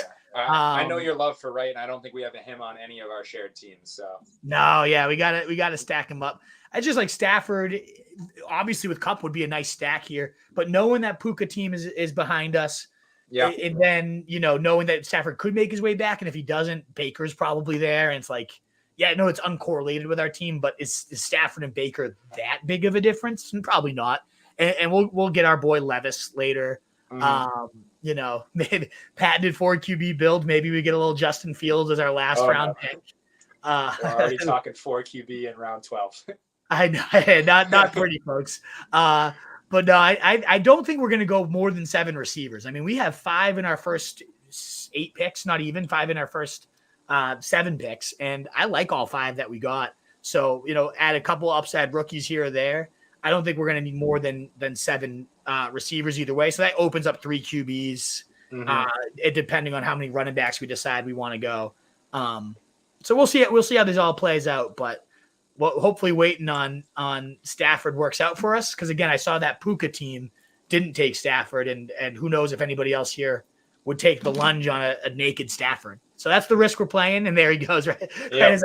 Who knows? What's your exposure going to be to Quentin Johnston there? Oh God, nothing. I have no Quentin Johnston. I don't want any Quentin Johnston myself. No, none at all. There's not an argument that I can make to myself. No, I just can't. No, I'll never sell myself on Quentin Johnston ever. It's bad. No, it's a bad pick. He is a bad pick. There's he's just bad. He's not a good player. Bad environment too. It's just like 0 arguments to be made. No, but you want to finally get to this question? Oh yeah, what do we have left in the mailbag? Let's see. JJ McCarthy. Sorry, I just clicked off a bit. So JJ McCarthy, we talked about him earlier. Is Mo's steal of the draft for quarterbacks. His favorite late round QB is JJ, and it's tough to argue against it in terms of the environment. Top 10 in passing, top 5 in passing yards, top 10 in passing touchdowns last year, top 5 in plays run, and this was with Kirk Cousins out for a good chunk of most of the season. So doing that with just nobodies, I'm all about the mix of scheme of the surrounding talent. I think he's absolutely a steal. I mean, he's a guy, we don't have anybody on the Vikings right now, and I still would be okay where he goes to round out like a 3 QB build with him. Cause I'm a huge fan. I love him. I mean, yeah, you kind of already know where I stand. I don't think he's going to be the starter coming out of training camp. I mean, like, obviously, like, there's a situation where he is, like, I don't think anyone's, like, super intrigued by Sam Darnold, but, I mean, still established veteran in the NFL, like, not the worst. Like, nobody really liked what we saw out of him in New York, but that was a 8-year span in New York where nobody could do anything. So, And who do you like here? Who do we have in the queue? Not my Baker just went. Everyone that was in the queue, like Wicks, Mayfield, even Mooney, just kind of went on us. There's definitely some intriguing rookie receivers still up for grabs. Like Leggett is there. I like Ray Davis a lot here. Polk, Roman Wilson, any of those guys? I don't. Ray I don't have Davis? sure. Yeah, I like Ray. He's like one of those like running backs that just like, yeah, he's there and he has an RB2 job. Like, I'm not sold on. I'm not scared of Ty Johnson. Like, and we know that they won't use James Cook as a bell cow. Like, even when they changed offensive coordinators from Ken Dorsey to Joe Brady last year, and we saw them increase their rush rate, like still they didn't like fully lean on James Cook. So, and I don't expect that to change this year. And the guy who's setting up to be that other guy who takes on that other rushing work is Ray Davis, and sets up to have the goal line role. So yeah, I mean, like the case is pretty easy to make for Ray Davis at this price. Absolutely. It was what, 12th in the NFL in terms of inside the 5 carries for Murray. Is that what you said? Like that? I mean, Yeah. 12 crazy. Total. That was tied for 12th. Yeah. Yeah. I mean, Ray Davis could convert 10 plus touchdowns this year in that role. They had yeah. I think it's a great role. A couple early in the year before he went down, Damian Harris. So I mean, like you can't like obviously like the math isn't perfect. You can kind of combine those into like 17 goal line carries for running backs that aren't James Cook. I mean, so it was like 17 or so. I think Damian Harris had about 5. So, the opportunity is there at the goal line. And obviously this offense is probably going to take a step back, but I don't know. I'm still interested in the Josh Allen offense and getting the touches at the goal line. I don't think I've ever done this either. 4 straight running backs. This is strange. It is strange. But the way we drafted it kind of makes sense. We took a running back first, and then we did not take one again until round 10. Yeah. And so it played out, and I have no issues with how it played out at all. We now do need to figure out our quarterback situation. You know, we have Purdy and ideally a 3 QB build around him. It's one of those situations that we probably, instead of Jalen Wright, maybe we take Stafford there in hindsight. Because you look, we're like, maybe Stafford will fall to us, and 3 quarterbacks went. Never mind Stafford falling to us. So, I mean, I'm so into Wright though for the stretch runs. If something happens to Achane or Mostert, or that he just proves too explosive. Same idea with Davis. If something like, you outlined the case for how he can get there without anything happening to him, without having to Cook. But what if Cook goes down? I mean, there's a world where Davis is the running back 1 for one of the top offenses in the league. We call it the handcuff of benefits for a reason. Like, he's got great standalone value. So to me, like, the only quarterbacks on the board right now, Deshaun Watson, I don't love, but there is upside there. So maybe we go Watson, but there is still Jalen, Polk, Wilson, and Jermaine Burton, who I love. So I don't know. Let's go Polk. Yeah, I like Polk a lot, and we haven't taken a receiver in quite some time. Let's wait on Levis, hopefully. Yeah, so we'll get Levis. He's going to go in the next 3 picks. We got a shot at Levis making his way to us. I mean, where did Ridley did go after us? So I'm going to kind of find that makes me a little nervous. Ridley, like, let's see what this team, that guy picked Lamar and Rodgers already though. Is he really going to go 3 QBs? Maybe. The way this draft's going, who knows? Yeah. You never really know what you're going to get here. But yeah, I've seen, there goes McCarthy. So now we're shaping up pretty rough here. We got to pray for Levis to get back to us. Yeah. Praying for Will, which is not a great position to be in. I've seen Levis fall like 200 though. Like, who knows? You never know with these things. And I'm not gonna be too upset if it ends up being Watson. Like, no, I'd be fine with Watson. Yeah, absolutely. At his price, I mean, I may start being like a Watson guy, because there's no way he gets benched. Like unless like he is just like fully pot committed. Yeah. There's no way, unless he's just like fully mentally checked out. Like, unless he's just like this entire situation of just like getting hurt and dealing with this off the field stuff, like unless he's just done with the game of football, like I just don't see how he doesn't play every single snap this year. Yeah. And when he was in last year, I don't love this stat because it was like really low scoring quarterback weeks, but 3 of his 5 games were top 12. So there was a decent stretch for him, for sure. So I don't hate him here. I mean, he looks so bad in some of those games though. He looks horrible. Yeah, that's the thing. Like, I don't like him. He gets hurt a lot. Like, so below us, we've got Mahomes, Richardson, Tua. So that team I cannot imagine will go a quarterback. No. We got Dak and Herbert. That team might be open to another quarterback. And then we've got I think Cousins and Daniels and Geno. So that we're looking at two teams. Oh, didn't see Ghost Tech, the guy that took freaking Kyler at 57 from us. Yep. Trevor Lawrence, Kyler. So I guess we probably can't let a quarterback just completely slip through us because the way this draft's gone. And there goes Watson. We're So, gonna have to go Levis here. I think we have to go Levis.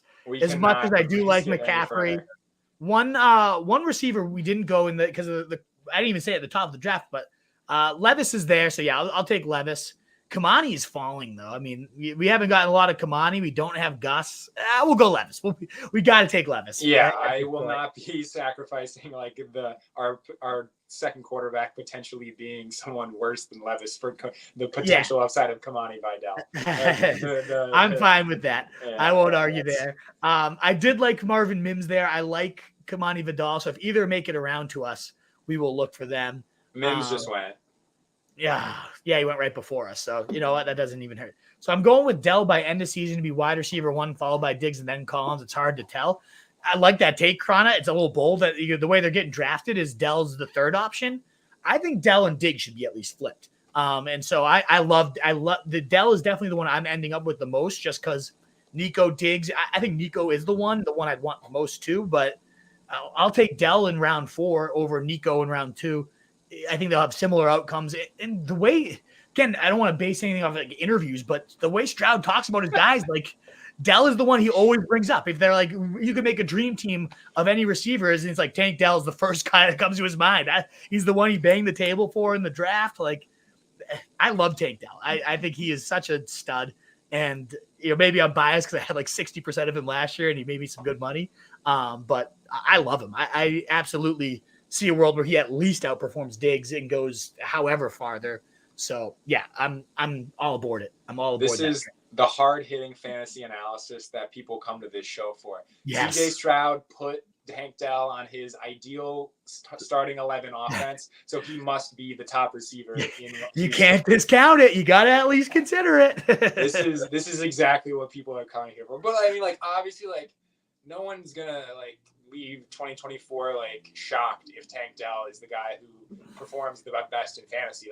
Like obviously, like the prices are slightly different. We've got Diggs and Nico basically going on top of each other with Dell lagging a little bit behind. So like I don't think the delta in terms of their ADP is large enough for anyone to be shocked with like literally any order of these three finishing. And it's going to be a nightmare in managed leagues, but like in best ball, you kind of just want to get whoever you really can. Just like getting pieces of this offense is going to be advantageous. They're all three of them are going to have their weeks, so you might as well just grab them when you can and just be invested in this offense.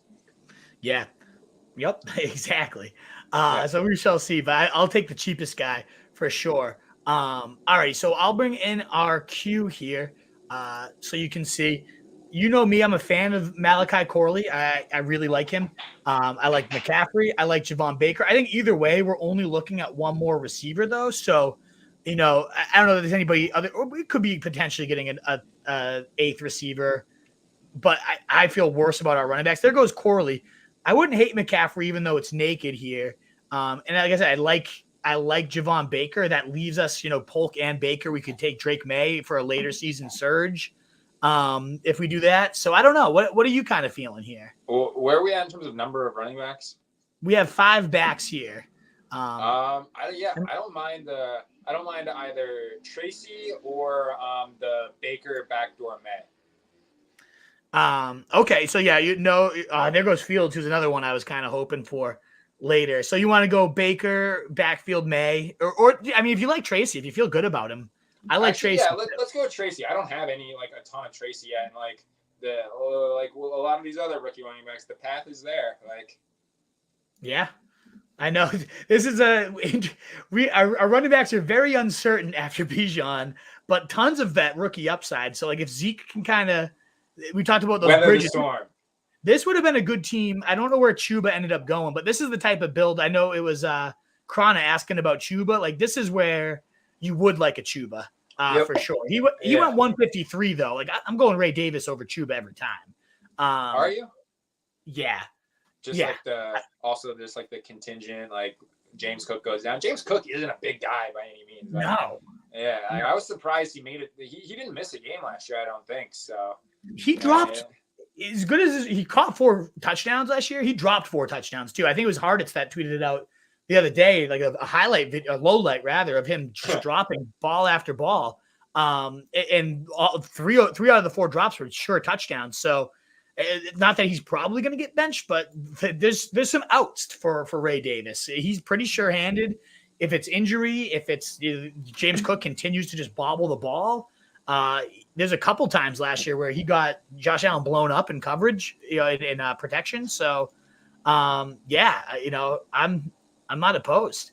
Dylan asking how you get in a startup. You the man, Wolf. We haven't done a fan league in a while, so maybe we could get another dynasty one. That could be fun, Dylan, for sure. We'll see, Dylan. We probably have to make it a contest. You're pretty high on Brendan Rice. Interesting. Yeah. Do you have any opinions on Rice? It's a wide open opportunity, at least. Yeah. Like the only case you can make to yourself is the opportunity. I mean, like the draft capital wasn't there. Jerry Rice's kid, I guess. Like that's like something. But yeah, I haven't really been able to make the case to myself. It's hard enough. I mean, it was easy to make the case to yourself on Ladd McConkey. It was easy to make a case to yourself when he was going in like 100s, 90s, but it's getting harder and harder now that he's up into the 70s for me to make the case to myself, just given the offensive situation that I expect there in Los Angeles. So just like the low pass rate, I don't think as much as I like hate Quentin Johnston, like I'd imagine he's going to get the opportunity to get run routes and get reps over Brendan Rice. So I don't know. Yeah, it's not a guy that I will be. It's not a guy that I'll be targeting in late rounds. Yeah, we'll see. It's someone to certainly monitor. I do know, as you allude to, the pie here is not big. Small overall offensive volume for a passing game, given the Greg Roman scheme is consistently bottom 3 in pass attempts. So I get that. There's only how many mouths can you feed? I'm still a big fan of Ladd. We've seen Crabtree. We've seen Anquan Bolton at age 34 be top 20 receivers in this offense, even with the low volume. So I have no issue with those guys. If I'm not mistaken, I think Javon Baker is still here. The super backdoor Baker, Drake May to end the draft. Yeah, I see. I love Baker here. Yeah, let's do it. Get our third quarterback. And then if Drake May's still sitting around there, and if he's not, if someone convinces themselves to grab Drake May without Javon Baker, or Jalen Polk, I don't know what to say. Yeah, that'd be pretty bad. And I know I've spent most of this show ripping on Bryce Young, but I mean, hey, we need a third quarterback. I feel like on this team with Purdy and Levis. So if it ends up being Bryce Young, okay. Whatever. It is what it is, but yeah, I just like if someone else can convince themselves of Drake May naked, like we don't deserve to have him at that point. No, somebody else way smarter than us at that point. Obviously knows something that we don't. Oh man, we'll see how it goes. We were just talking about the Chargers. Yeah. So I don't know. We'll see. I mean, it's Jerry Rice's kid, Dylan. So it's like, obviously if he was Jerry Rice, we would have seen a lot more in college, but you can't. Jerry Rice was all about the work ethic too. So you never know how this type of guy could end up panning out. So it's something to consider. I don't see the room for it either, just because this offense can maybe sustain 2 Mel's at most. We know Ladd will be one of them. One might be a tight end. One might be, Quentin Johnston, probably not. But Josh Palmer, it's more crowded than you might think, considering how small the pie is. Like you'd think Justin Herbert would have a much bigger pie, but no, not the case. So as it's rounded out here, Wolfpack 280. If you're not bad numbers here, would hope to cross 300. We didn't make it today, but that thumbs up button will help us continue to grow in that future. So please do consider hitting the thumbs up button as we round out our last pick here. Any last questions you guys have, please get them on in rotostreetjournal.com. And if you've not played on Underdog, as you can see up there, code RSJ or the link in the description will get you a $250 up to $250 in bonus cash. So check it out. It is the best way to play. If you're watching this video, I imagine you've already joined on Underdog. We might be facing you as we speak right now. Who knows? But somehow, if not, if you're just watching this because you love fantasy and you're not and you just want to try out some best ball action. Underdog's the best place to do it. And code RSJ. It is an easy, it's, some partners you just partner to hype up and make the extra little dough when you get people sign up. This is not the case. This is my favorite thing to do. Like, I could not be more addicted to these drafts. So I recommend them wholeheartedly if you've not played Underdog Fantasy, code RSJ. Oh, come on. Yeah, there goes Drake May. He did take DeMario Douglas, if that makes it even. I guess, but all right. Yeah, we don't deserve him. We don't. I mean, are we going naked, Bryce Young? That's so gross. That feels horrible, but I don't know that we could comfortably. I mean, I do feel great about Levis, and I think Purdy's a fine QB1. But man, I don't know. I don't want to. I don't. Yeah, I mean, I'm just trying to look at the board. Yeah, I don't Bryce Young goes anyways. I'm not taking Russell Wilson, are we? Yeah, man. I guess we're just going 2 quarterback here. Yeah. I mean, do we go Dylan Laube and round out this rookie running back team? Let's have all of the rookie running backs. Why not? That's the theme of this draft for sure. Got a little weird there at the end, but it is what it is. I think we gave ourselves enough stabs at rookie backs that one of them pans out at minimum. We've got what we think is solid volume in Zeke, and we know what we're getting with Bijan. So, yeah, I don't typically like going 2-7, 7 running backs, but hey, weird. With these receivers though, I felt no pressure. Marv, Waddle, Cup, Marquise, Hopkins, those 5. Whew, what a start. And then you, again, would have loved to have Drake May with Polk and Baker. That would have been a really nice end of this draft. But, hey, maybe it saved us. Maybe Drake May doesn't play all year. Dylan Laube quickly becomes a 70-catch guy for the Raiders like we were hyping up. The next Danny Woodhead, Austin Eckler for the Chargers, and we just got ourselves the rookie running back we actually needed after taking 5 others before him. we get the last one right for the last pick. You never know. Last stab, yeah. The last stab. And there was Jalen Tolbert was still sitting there, which I do like at receiver, but I just did not feel the need. I thought our running backs were far more needy at that point. Damn, I would have loved Drake May, though. That would have made that a really interesting backdoor stack. But, hey, what can you do? You know who we could have considered is Gardner Minshew. Not that we had any Raiders, but he's not a guarantee to beat out Aiden O'Connell, but I think he kind of is because Aiden O'Connell sucks. And I've already said that. I think Minshew is this year's Baker, yeah. So that wouldn't have been a horrible one for the build. I actually, in hindsight, would have liked Gardner Minshew more than Dylan Laube here. Yeah, that probably would have been a good call, but it is what it is now. I mean, yeah. I don't know. Who knows? Maybe Laube ends up catching a ton of balls there for them. But hey, I ultimately, we were hyped up for this team when it started. I don't hate it. I'm not as in love with this as I thought I would be, given that we got Harrison, Waddle, and Cup on insane vows and McBride. I mean, hey, and Kittle, that's a crazy start. If our quarterbacks, I'm trying to think of where we could have done something differently for quarterback. So, Hopkins, maybe not Kittle, but I love that's what makes our team different is McBride and Kittle. Not a lot of people are going to do that combo, especially getting them in round 5 and 7 rather than in round 4 and 6, which where you typically have to do it. So I felt like that made us really unique. Before Hopkins, the only other quarterback to go after we took Hopkins was Caleb Williams. I don't think we're going him there.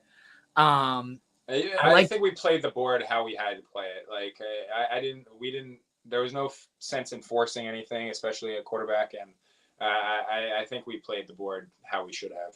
I know, because I'd even look here, where we took Zeke and then Tua went, 18 picks after ADP. It's we could have stacked Waddle there. But with our running backs, we needed Zeke there. We needed something, some sort of comfort at running back, some sort of safe 15 carries. We only had Benson and Bijan. And with all the other rookies in here too, Zeke is kind of crucial for this build. The only spot was Jalen Wright over Stafford. I think that's where it was. That's what I was going to get to. And it felt like a little bit of a reach at the time. And then you question, would Levis have made it to us had Stafford been gone? Yeah. But if we could just swap, one quarterback later for one pick we made earlier, I think that's where it is Stafford. That's definitely the one. Yeah. And then we probably could have gone and got Demarcus Robinson instead of one of these other receivers that we grabbed later. Where did Robinson end up going in this draft? I don't even remember. It's 166. Jeez. Interesting. That's something. Interesting. I guess the only other thing could have been, Deshaun Watson here at like 161, where we took Polk. I love Polk too, so I don't regret that one necessarily. But like a Watson, McCarthy, I don't know. I guess Deshaun Watson would have looked kind of nice on this roster, even though it was so uncorrelated. I guess somewhere in this middle. I think we kept being like, yeah, there's no way they're going to keep drafting quarterbacks, and then they kept drafting quarterbacks. And they kept drafting quarterbacks. So I guess we got to hope that Will Levis is the man we hyped up at the beginning of this episode. So if you missed the beginning, Wolfpack, we drafted while also listing out our top 12 late round steals. I'd say give it a rewind. It took about 30 minutes to fly through 12 late round sleepers that we love. But on your way out, guys, please do consider that thumbs up button. Check out rotostreetjournal.com for all of Mo's and my content, constantly churning. Great stuff over there. We'll be live again next Monday, 4 p.m. We haven't decided a topic yet. Maybe predicted rise or something. We'll find something fun to talk about. Navigating the middle rounds. Always something to talk about. Who knows what we'll settle on. But, guys, we will always be here at 4 p.m. Eastern time on Mondays. Thanks again so much for being here in a world full of fancy sheep. Be the wolf, guys. Later.